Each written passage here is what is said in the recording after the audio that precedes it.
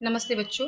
बात अठन्नी की काकी और व्यावहारिक व्याकरण के एमसीक्यू रिवीजन के लिए आज फिर से मैं आपके सामने प्रस्तुत हूँ। पहला प्रश्न, बिना समय समय गंवाए हम अपना आज का रिवीजन शुरू करते हैं। पहला प्रश्न है, अमीर लोग नौकरों पर विश्वास नहीं करते हैं। ये सोच रहा था, कौन सोच रहा था? ये रसीला सोच रहा था कि जो अमीर लोग हैं वे नौकरों पर विश्वास नहीं करते हैं, तो कहीं और जाऊंगा काम करने के लिए तो 11-12 रुपए दे देंगे, पर ये विश्वास कहाँ से मिलेगा? ऐसे ऐसी इसकी सोच थी, रसीला की सोच थी। हमारे यहाँ पर प्रश्न है कि यहाँ अमीर और नौकर का इशारा किन लोगों की तरफ है?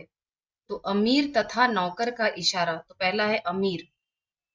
तो अमीर वैसे सलीमुद्दीन भी है, लेकिन यहाँ पर ये चूंकि सोच रहा है रसीला, इसीलिए उसके जो मालिक है वो है जगत सिंह और नौकर है रसीला। मेरे अनुसार यह उत्तर सही है। अब लेकिन एक बार फिर हम इन तीनों उत्तरों को देख लेंगे। सलीमुद्दीन और रमजान तो आएगा ही नहीं, क्योंकि ये जो सोच है, ये जो कथन है, ये रसीला से यह कथन जुड़ा हुआ है। तो यहाँ पर रमजान आएगा ही नहीं। सलीमुद्दीन और रसीला, सलीमुद्दीन और रसीला, सलीमुद्दीन भी अमीर है, रसीला नौकर है, लेकिन रसीला सलीमुद्दीन का नौकर नहीं है। तो इसीलिए जो करेक्ट उत्तर है, सही उत्तर है, वो है ये वाला, थर्ड ऑप्शन करेक्ट है इसमें। अब हम बढ़ते दूसरे प्रश्न की ओर। रसीला को कौन कितना वेतन देता था? रसीला को कौन, तो कौन यानी जगत सिंह, कितना अर्थात 10 रुपए, तो जगत सिंह देते थे 10 रुपए। कोई बात नहीं तो खाओ सौगंध, ये किसी ने कही थी, यह बात कही थी किसी ने, किसमें, किस चैप्टर में? बात अठन्नी की चैप्टर में। लेखक कौन है? सुदर्शन है। प्रश्न है कि प्रस्तुत कथन के वक्ता और श्रोता कौन है? कोई बात नहीं तो खाओ सौगंध। जब रसीला के चेहरे पर चिंता के बादल रमजान ने देखे, तब वह समझ गया, एक सच्चा मित्र था, वह समझ गया कि इसे कुछ तो चिंता है। रोज जैसे बातें किया करता है वैसा आज नहीं कर रहा है। तो रमजान ने यह कथन, यह बात रसीला से, यह बात रमजान ने कही थी। चौथा प्रश्न है, गांव से क्या आया था? टेलीग्राम, संदेश, खत या तार? तो गांव से आया था खत। किसके गांव से आया था? रसीला के गांव से आया था। क्यों आया था? क्योंकि गांव में उसके जो बच्चे थे वे बीमार पड़ गए थे और उन्हें पैसों की जरूरत थी, सख्त जरूरत थी। पैसे की जरूरत किस व्यक्ति को थी और क्यों? अभी भी हमारी बात हुई है, पैसों की जरूरत रसीला को थी। यहाँ पर भी रसीला है, यहाँ पर भी रसीला है। जगत सिंह को नहीं थी, रमजान को भी नहीं थी, लेकिन हमें देखना है क्यों। तो वह बीमार था नहीं, रसीला बीमार नहीं था। ये विकल्प सही नहीं, ये भी सही नहीं, ये भी सही नहीं। सही विकल्प है ये रसीला को, क्योंकि उसके बच्चे बीमार थे। छठा प्रश्न, भैया गुनाह का फल मिलेगा या नहीं यह तो भगवान जाने। यहाँ किस गुनाह की बात की जा रही? गुनाह मतलब अपराध। यहाँ किस अपराध की बात की जा रही? रसीला द्वारा अठन्नी की चोरी के बारे में नहीं, ये विकल्प गलत है। रसीला और रमजान के मालिकों द्वारा लिए जाने वाले रिश्वत के बारे में, ये विकल्प सही हो सकता है। एक बार इन दोनों को भी देखेंगे। रसीला और रमजान द्वारा मिठाई और फल के लेन देन के बारे में नहीं, ये विकल्प भी सही नहीं है। सलीमुद्दीन द्वारा रसीला को 6 महीने की सजा के बारे में, यह तो उसका अन्याय था। और यहाँ पर ये जो ये भी गुनाह है, ये भी गुनाह है, लेकिन ये जो जिस रेफरेंस में चैप्टर में यह बात कही गई है, बात अठन्नी में, वो उत्तर सही ये है। जब वे दोनों एक अपने अपने मालिकों के बारे में बात करते हैं, कि वो बताता है कि आज मैंने किसी को सुना वो 500 रुपए लेने वाले हैं मेरे मालिक, तो रमजान कहता है अरे बस इतनी सी बात, मेरे जो मालिक वो तो उसके भी गुरु हैं। तो इसीलिए उस रेफरेंस में वो सही है। अब हम बढ़ते हैं आगे, बाकी चैप्टर से जुड़े हुए कुछ प्रश्नों के बारे में। शामू द्वारा उपद्रव मचाए जाने का क्या कारण था?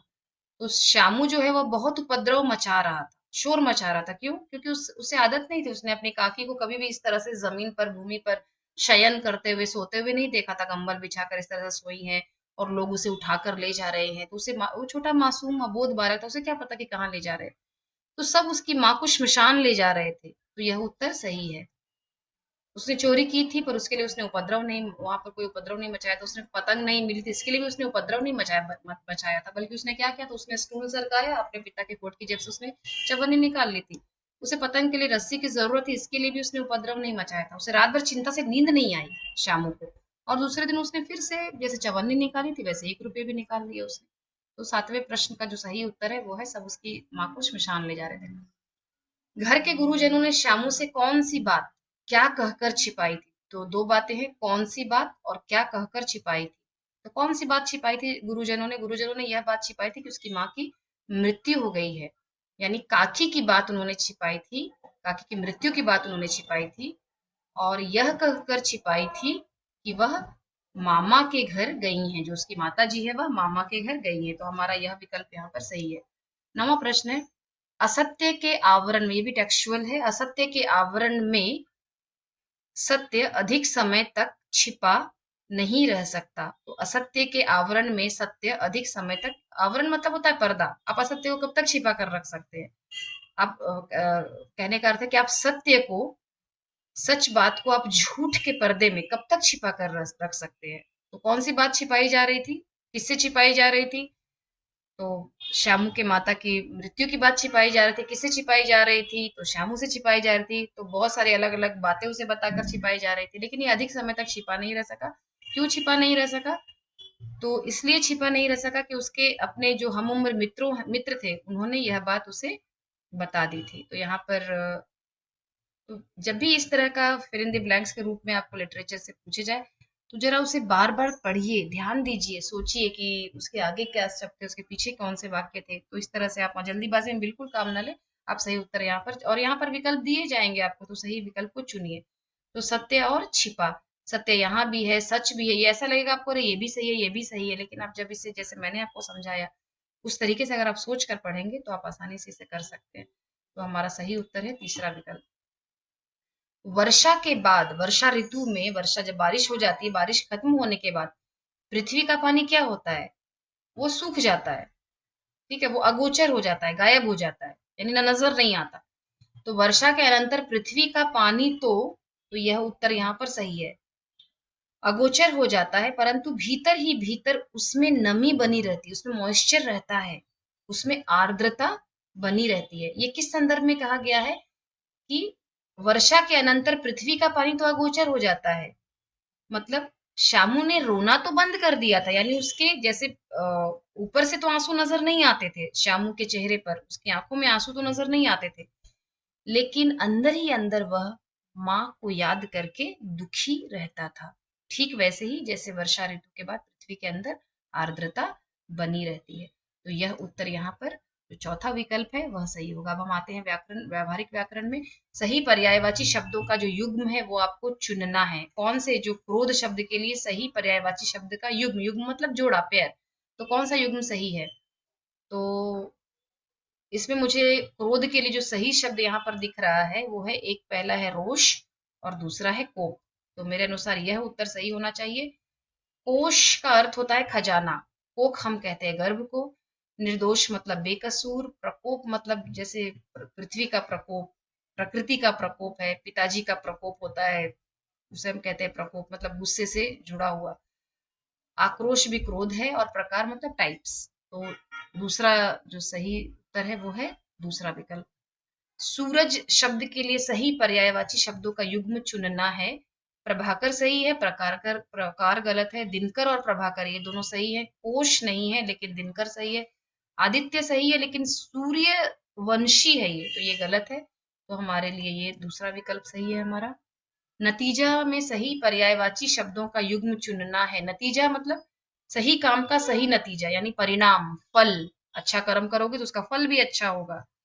तुम्हारा परिणाम पत्र कैसा है हुआ, तो फल और परिणाम। एक बार हम देखते हैं, नभ का अर्थ होता है आसमान, आकाश, गगन, व्योम, तो ये नतीजा का सिनोनिम नहीं है, ये है लेकिन इसमें ये गलत है। जलज का है पंकज और नीरज, पल को हम कहते हैं क्षण। निर्मल मतलब होता है शुद्ध, साफ। विमल परिवार मतलब होता है कुटुंब, कुल, खानदान। तो हमारा जो सही उत्तर है, एक मिनट बच्चों,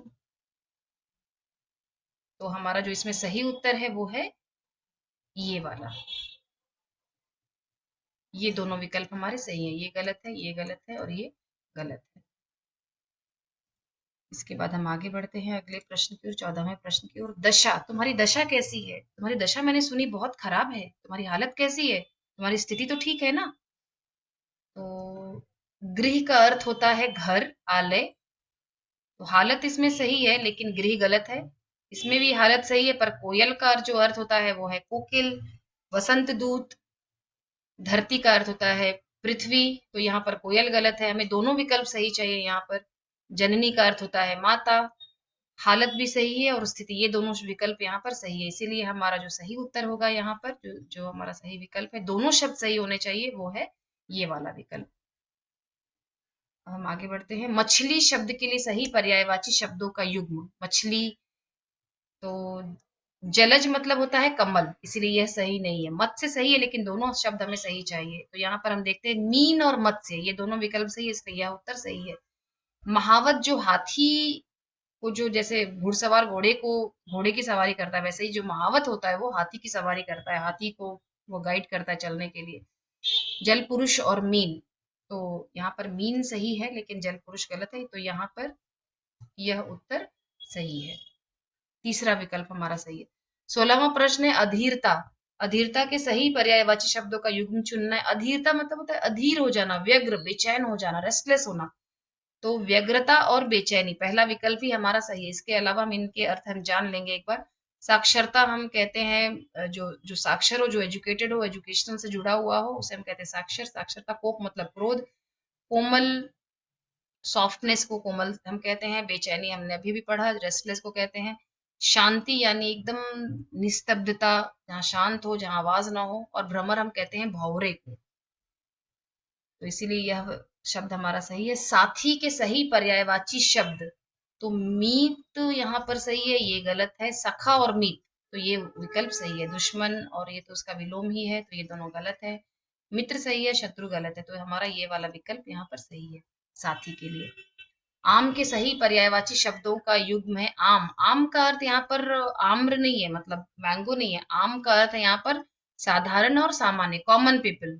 कॉमन पीपल जो आम है वह साधारण है, बहुत आम। अरे ये तो बड़ी आम बात है, ये तो बहुत आम बात है। खास नहीं है बल्कि आम है, इसके जो विलोम है वो है खास। तो यह विकल्प हमारा सही है।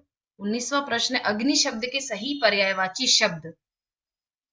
अग्नि, आग, करेक्ट है, लेकिन अनिल का अर्थ होता है हवा। ठीक है, याद रखिए। अब बच्चे अक्सर अनल और अनिल में उन्हें लगता है कि कौन सा शब्द सही होगा। याद रखिए, जैसे एक शब्द मैं आपको बता रही हूँ, दावानल। क्या होता है दावानल का अर्थ? दावानल का अर्थ क्या होता है? तो दाव मतलब होता है जंगल। जंगल में जो अनल, जो आग लग जाती है, उसे हम कहते हैं दावानल। फॉरेस्ट फायर में जो आग, जो फॉरेस्ट फायर को हम कहते हैं दावानल। तो दाव प्लस अनल, इस दावानल को याद रखिए, दाव प्लस अनल, दावानल। और अनिल है का अर्थ है हवा, हवा, पवन, वायु। तो यहाँ पर ये अनल और आग, तो हमारा ये वाला ऑप्शन करेक्ट होगा। अग्नि के सही पर्यायवाची शब्दों में से एक बार पावक और पावस। पावस मतलब होता है वर्षा। दोहन मतलब होता है किसी को दूहना, किसी का जब हम किसी को एक्सप्लॉयटेशन होता है तो उसे भी हम कहते हैं दोहन करना। जैसे जंगलों का दोहन कर रहे हैं, जंगलों को काट करके, उसे हम कहते हैं दोहन। दाहक मतलब होता है अग्नि। चलिए आगे बढ़ते हैं हम लोग अभी। और हमारा आज का अंतिम प्रश्न है नदी के दो पर्यायवाची शब्द है। नदी शब्द के लिए, तो कविता तो हम जानते हैं, कविता का अर्थ क्या है, तटिनी शब्द सही है। इसके अलावा सरिता शब्द यहाँ पर सही है, लेकिन समीर का अर्थ होता है हवा। सविता मतलब होता है स्त्री, तरंगिणी भी, तो ये भी यहाँ पर गलत है। तो सलीला और तटिनी, ठीक है, तो ये यहाँ पर ये वाला जो विकल्प है वह यहाँ पर सही है। पढ़ते रहिए बच्चों, साथ में लिखित अभ्यास करते रहिए और ध्यान पूर्वक